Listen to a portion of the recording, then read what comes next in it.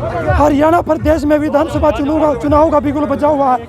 सभी प्रत्याशी अपनी अपनी जीत का दावा ठोक रहे हैं। हमारे साथ बड़ौदा विधानसभा से हिंदू राज नरवाल उर्फ भालू हमारे साथ मौजूद है। क्या कहना चाहोगे, किस तरह का आशीर्वाद आपको जनता दे?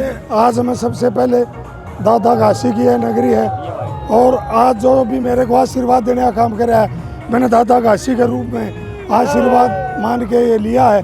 और दादा घासी का आपने पता है कि इस क्षेत्र का ही नहीं, हरियाणा का नहीं, यूपी, राजस्थान और हमारे पंजाब हमारे बहुत बड़े दादा थे, और उनका आशीर्वाद जो आज मेरे के आशीर्वाद के रूप में उनका पैतृक गाँव ये उनका दरवाज़ा है। मैंने इस दरवाजे में आकर नमन झुकाया, सिर झुकाया, उनका आशीर्वाद लिया। और आज दादा घासी का जिसने आशीर्वाद मिल जाए तो उसने किसी बात की कोई कसर नहीं रखी। दादा घासी का क्या मुद्दे हैं बड़ौदा विधानसभा के, किन मुद्दों को लेकर जनता के बीच आ रहे हो? बहुत बड़े मुद्दे हैं। हल्का बड़ौदा अगर पिछड़े की बात करूं सबसे अग्रणी क्षेत्र में आता है, लेकिन मैं इस हल्का बड़ौदा का गरीब किसान का बेटा जरूर हूँ, लेकिन मजबूत बहुत हूँ। इस हल्का बड़ौदा को जो उन्नति पहले अग्रणी श्रेणी का उन्नति में, विकास में, रोजगार में, स्वास्थ्य में, चिकित्सा में, खेत में पानी देने के लिए, खेत से निकालने के लिए, सभी काम करने के लिए हल्का बड़ौदा आने वाले टाइम में नंबर 1 होगा। पीएम मोदी भी आज मेगा शो दिखा रहे हैं गोवाना में, उसको किस तरह? मेगा शो फैल है किस मेगा खड़ा है, मुझे तो जी माइनस में है। बीजेपी का चाहे प्रधानमंत्री कोई आओ, हल्का ने और हरियाणा प्रदेश ने एक मन बना लिया कि इस बीजेपी हत्यारी, भ्रष्टाचारी, घोटालेबाज, बलात्कारी इस पार्टी को बाहर करेंगे और इस पार्टी में दोबारा श्री राम राज लेंगे।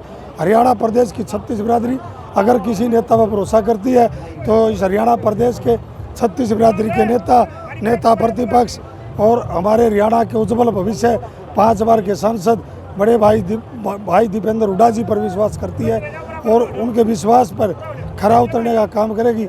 आज वो बहुत बड़े बहुमत से पूर्ण बहुमत से भी बहुत बड़े बहुमत से बड़े वादे बीजेपी ने किए हैं। 500 रुपये सिलेंडर, 2100 रुपये महिला को हर महीने, और ग्रामीण क्षेत्र से पढ़ने वाली लड़की को स्कूटी देंगे, हर खेत तक पानी पहुंचाने का वादा कर रही है। यूनिवर्सिटी बन गई जनता पटवाना में। क्या मैं आपसे पूछता हूँ, बीजेपी से यूनिवर्सिटी बना दी? क्या मैं बीजेपी पूछता हूँ क्या बड़ौदा में महिला कॉलेज बन गया? मैं बीजेपी से पूछता हूँ क्या महिला कॉलेज खानपुर में बन गया? क्या मैं बड़ौदा हल्का क्या IMT बन गई? क्या हल्का बड़ौदा मेरा इसमें लग गया? क्या इस बीजेपी की सरकार ने किसी गरीब परिवार को 100 गज का प्लाट दिया? किसी गरीब परिवार को मकान बनाने का काम किया? किसी भी वर्ग को सम्मान और सम्मान देने का काम किया? हाँ, एक काम करा, सबको लठ मार पीट कर सारे इकट्ठे कर दिए, और इकट्ठे करने का कारण है हरियाणा प्रदेश में कांग्रेस सरकार। नरवाल साहब, आपकी बार कुछ चेहरे आपके साथ दिखाई नहीं दे रहे हैं। उपचुनाव में थे जब आपके साथ थे, निर्दलीय उम्मीदवार के तौर पर मैदान में आ गए हैं। देखिए, आज मैं अगर आपने जो चर्चों इतिहास बात करी, एक गरीब किसान के बेटे आज से 5 साल पहले अगर पहले जाओगे, आज जो तीनों इकट्ठे हो गए, एक गरीब किसान के बेटे का भद्दा मजाक उड़ाया, कई तरह की बातें करी गई। भाई, नरे पेट्रोल पंप वाले हर जगह किले में 2-2 किले में कोठी हो, वहाँ जरूरी नहीं विधायक बनना, वह जरूरी नहीं जिसके गुड़गांव में बड़ी बड़ी प्रॉपर्टियाँ, बड़ी रोहतक में प्रॉपर्टियाँ, ऐसा ही हल्का बड़ौदा बर्दाश्त नहीं करेगा।